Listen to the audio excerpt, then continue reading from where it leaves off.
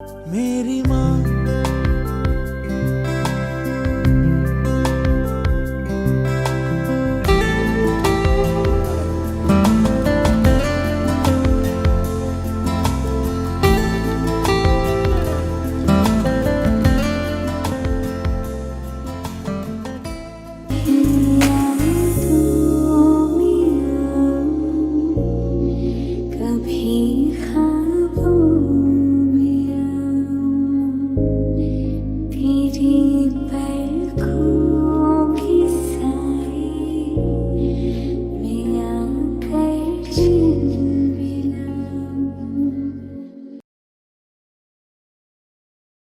পৃথিবীর কোনায় কোনায় যে অনন্ত ডাক এনে দেয় শান্তি, তা হলো মা ডাক।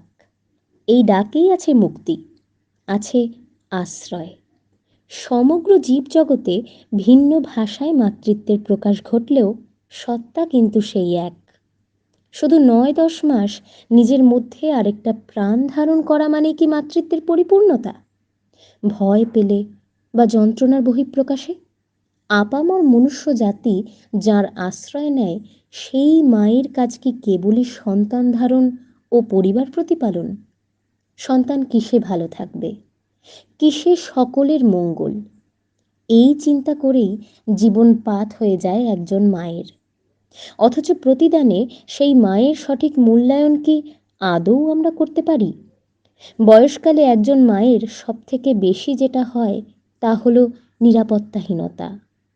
আমরা বলি মা বাতিকগ্রস্ত, ডাক্তারি পরামর্শ ছাড়াই তারা খেয়ে ফেলেন ওষুধ। এতে হিতে বিপরীত হয়। প্রয়োজন মায়ের শারীরিক এবং মানসিক পরিচর্যা।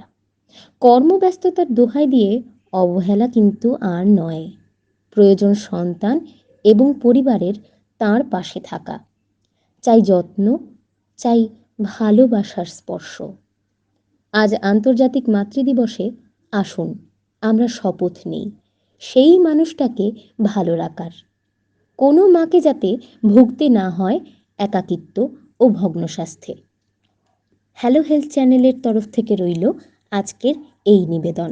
নমস্কার, হ্যালো হেলথের তরফ থেকে সমস্ত দর্শককে জানাই মাতৃ দিবসের শুভেচ্ছা। तेरी परवाह करता तेरी परवाह যারা বয়স্ক মা আছেন তাদের ক্ষেত্রে আমরা দেখেছি যে দীর্ঘদিন সুষম খাওয়া দাওয়া না হওয়ার ফলে অনেক কিছু মিনারেলস এবং ভাইটামিন ডেফিসিয়েন্সি হয়, ইনফ্যাক্ট প্রোটিন ডেফিসিয়েন্সিও হয়। এই জিনিসগুলো ডেফিসিয়েন্ট হলে পরে শরীরের ওপর হচ্ছে যে বিরূপ প্রভাব পড়ে এবং বয়সজনিত কারণে সাপোজ হাড় ক্যালসিয়াম ডেফিসিয়েন্সির জন্য বা ভাইটামিন ডি3 ডেফিসিয়েন্সির জন্য হাড় ক্ষয়ে যাওয়ার জন্য বা অনেক দিন ধরে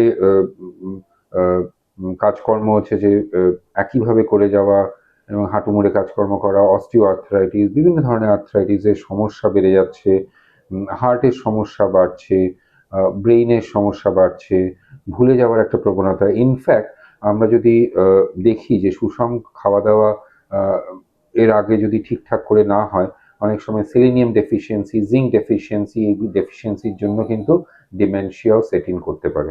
প্লাস আমরা এরকমও দেখেছি বয়সজনিত কারণে অনেকেই ভেজ খাবার খান। ভেজ খাবার খেলে পরে ভাইটামিন বি12 ডেফিসিয়েন্সি ভীষণ কমন এবং এর ক্ষেত্রে অ্যানিমিয়া হতে পারে, নার্ভজনিত সমস্যা হতে পারে এবং প্যারালিসিস পর্যন্ত হতে পারে। সো ফলে ভাইটামিন বি12 সাপ্লিমেন্টেশন ভীষণভাবে জরুরি।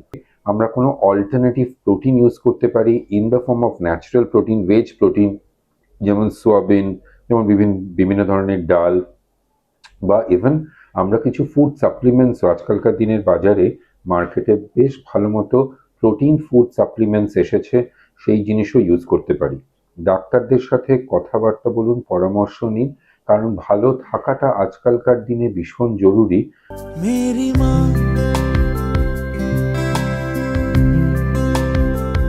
এরকম আমরা দেখেছি যে আমরা যখন জিরিয়াট্রিক পেশেন্ট ডেফিনিশন হচ্ছে more than 65 years of age, তাদের ক্ষেত্রে কিন্তু বেশ কিছু অসুখ কমন, যেমন কোলেস্টেরল, যেমন high blood pressure, high sugar, acidity problem, ভুলে যাওয়ার প্রবলেম, কিছু নিউরোজেনিক প্রবলেম বা গাঁটে গাঁটে ব্যথা। আমরা সাধারণত প্রেসক্রাইব করি যে লাইফস্টাইল মডিফিকেশন ভীষণ দরকার। যেমন তেল, ঝাল, নুন, মশলা বেশি খাবো না, মাটির নিচের শাক সবজি যেগুলো হয় সেগুলো খাবো না, ডিমের হলুদ অংশ অ্যাভয়েড করা উচিত, রেড মিট অ্যাভয়েড করা উচিত, ফলের মধ্যে যাদের ডায়াবেটিস আছে ফলের মধ্যে আম, কলা, লিচু, তরমুজ, আনারস অ্যাভয়েড করা উচিত।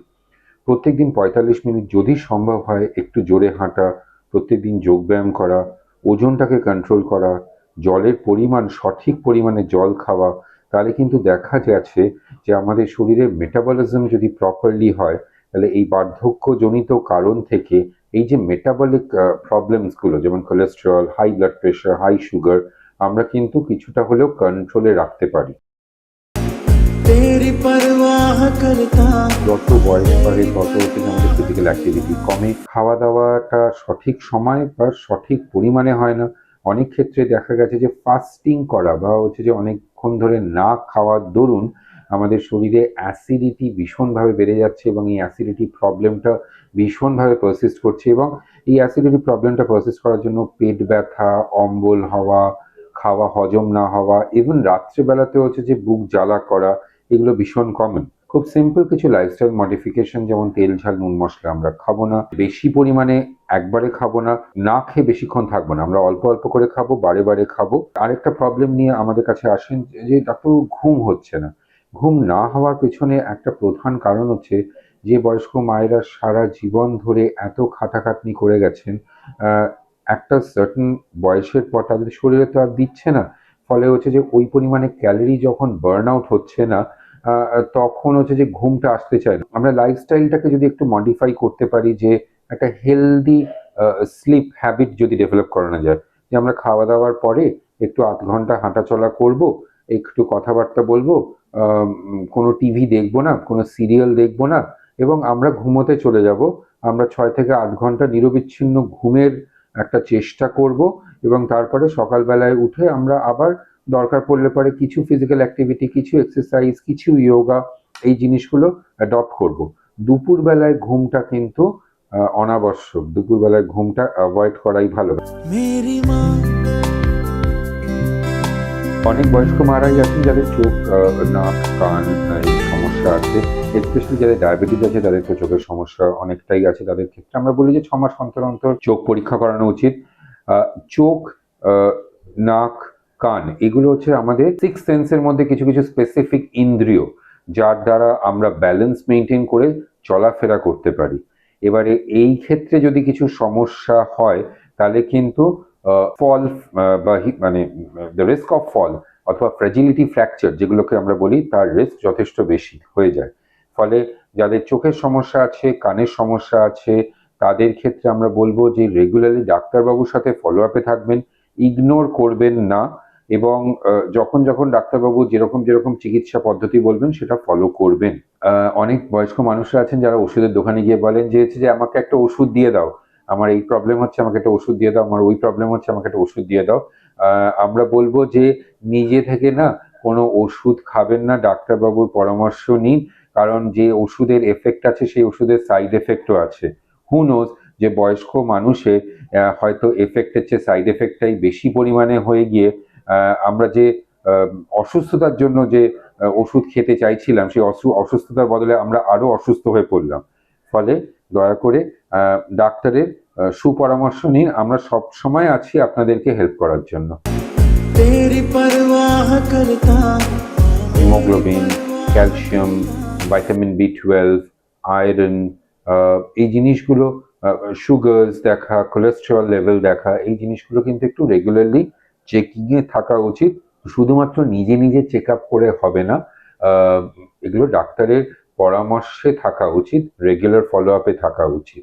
এইটা করলে পরে হয়তো এমন কিছু অসুখ আছে যেগুলো অকারেন্স আমরা হওয়ার আগেই আমরা হয়তো আটকে দিতে পারবো এবং তাতে করে কিন্তু বয়স্ক মারা যারা আছেন তারা কিন্তু ভালো থাকবেন। मेरी माँ তো একাকিত্বটা কিন্তু বয়স বার্ধক্যজনিত একটা সমস্যা, এটা একটা খুব বড় সমস্যা। একাকিত্বটাকে রিলিভ করার জন্য আমরা কিছু লাইফস্টাইল মডিফিকেশন বলি, যেমন কিছু ক্রিয়েটিভ অ্যাক্টিভিটিসে নিজেকে ইনভলভ করা, ভালো গান শোনা, ভালো বই পড়া, ভালো সিনেমা দেখা, লোকজনের সাথে সম মনোভাবাপন্ন লোকজনের সাথে হচ্ছে যে ভালো কিছু কনস্ট্রাকটিভ ডিসকাশন করা, এরকম বেশ কিছু গ্রুপ আছে, হেল্প গ্রুপ আছে বা ওল্ড এজ গ্রুপ আছে আমাদের। আজকালকার দিনে এগুলো আরো বেশি আসছে, যারা নিজেদের মধ্যে এই সোশ্যাল ইন্টারাকশন, এই বয়স্ক মায়েরা যারা আছেন তাদের মধ্যে সোশ্যাল ইন্টারাকশন করাচ্ছেন। বেশ কিছু এনজিও এই ধরনের মাদের সাথে কথাবার্তা বলছেন এবং বেশ কিছু সোশ্যাল পার্টিসিপেশন করাচ্ছেন। আমার মনে হয় যে এই ধরনের কনস্ট্রাকটিভ অ্যাক্টিভিটিসের মধ্যে থাকলে পরে নিজেরা যেমন উপকৃত হবেন, তেমনি সমাজও কিন্তু অ্যাজ আ হোল উপকৃত হবেন। ইদানিংকালে বেশ কিছু প্রবণতা হচ্ছে যে বেশ কিছু টিভিতে বেশ কিছু সিরিয়াল হচ্ছে, 7টা থেকে 10টা, 7টা থেকে 11টা এরকম সিরিয়াল দেখার দরুন দুভাবে আমাদের এই বয়স্ক মারা এফেক্টেড হচ্ছে। নাম্বার 1, ফিজিক্যালি, কারণ একটা সেডেন্টারি লাইফস্টাইল থাকছে বলে, কারণ দীর্ঘক্ষণ বসে থাকলে পরে কোনো ফিজিক্যাল অ্যাক্টিভিটি কিছু হচ্ছে না। আর নাম্বার 2 হচ্ছে মানসিকভাবে, হচ্ছে যে মানে যখন আমরা সোশ্যালি কারোর সাথে ইন্টারাক্ট করতে পারছি না, তখন সিরিয়াল দেখে সিরিয়ালের দিক থেকে হচ্ছে যে একটা মনের ওপর থেকে একটা চাপ পড়ছে এবং এইগুলো নিয়েই ভাবনা চিন্তা করছি এবং এইগুলো নিয়ে ভাবনা চিন্তা করে একটা বিরূপ মনোভাব ক্রিয়েটেড হচ্ছে। সিরিয়ালটা ঠিক সমাজের প্রতিফলন নয়। সমাজের প্রতিফলন কিন্তু এখনো আমাদের পশ্চিমবাংলায় খুব ভালো নাটক হচ্ছে, খুব ভালো সিনেমা হচ্ছে, খুব ভালো সোশ্যাল থিয়েটার হচ্ছে। তো এইগুলো দেখা, এগুলোতে পার্টিসিপেট করা, ভালো থাকবেন। বিশ্বাস করুন, মানে serial is never an alternative. तेरी परवाह करता আমি, আপনি, আপনারা সবাই জানি যে আমরা বড় হয়ে আজকে যে জায়গায় এসেছি তার পেছনে ম্যাক্সিমাম ক্রেডিট, মানসিকভাবে বলুন বা মানসিক বিকাশের দিক থেকে বলুন, ম্যাক্সিমাম ক্রেডিট কিন্তু আমাদের মায়ের। বাবার তো ডেফিনেটলি আছে, কিন্তু মাকে দেখেই আমরা বড় হয়েছি, মায়ের অনুপ্রেরণায় আমরা বড় হয়েছি। ফলে এটা আমাদের নৈতিক কর্তব্য যে আমাদের এই সময়টা মায়ের পাশে থাকা উচিত। মা কিন্তু আমাদের বোঝা নন, মা বেসিক্যালি আমাদের অনুপ্রেরণা এবং আমাদের শেষ দিন অবধি মা কিন্তু আমাদের সেই স্ট্রেংথ। আজকের আমরা বাড়ি ফিরি এই ভেবেই যে আজকের বাড়ি ফিরে আমরা মায়ের মুখ দেখবো, মায়ের সাথে দুটো কথা বলবো, তাতে করে আপনারা বিশ্বাস করুন, মা যেমন ভীষণ খুশি হয়, আমরাও কিন্তু আন্তরিকভাবে আমরা ভীষণভাবে কিন্তু খুশি হই। ফলে মায়ের কোনো অল্টারনেটিভ কেউ হয় না। ফলে এটা আমাদের সামাজিক, নৈতিক এবং আন্তরিকভাবে এটা আমাদের চেষ্টা করা উচিত। মা তো একজনই, মা যেন ভালো থাকেন, সুস্থ থাকেন। মা ভালো থাকলে আমরা সবাই ভালো থাকবো। मेरी माँ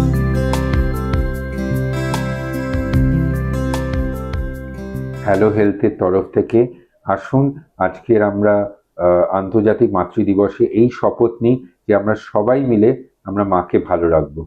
নমস্কার। तेरी परवाह करता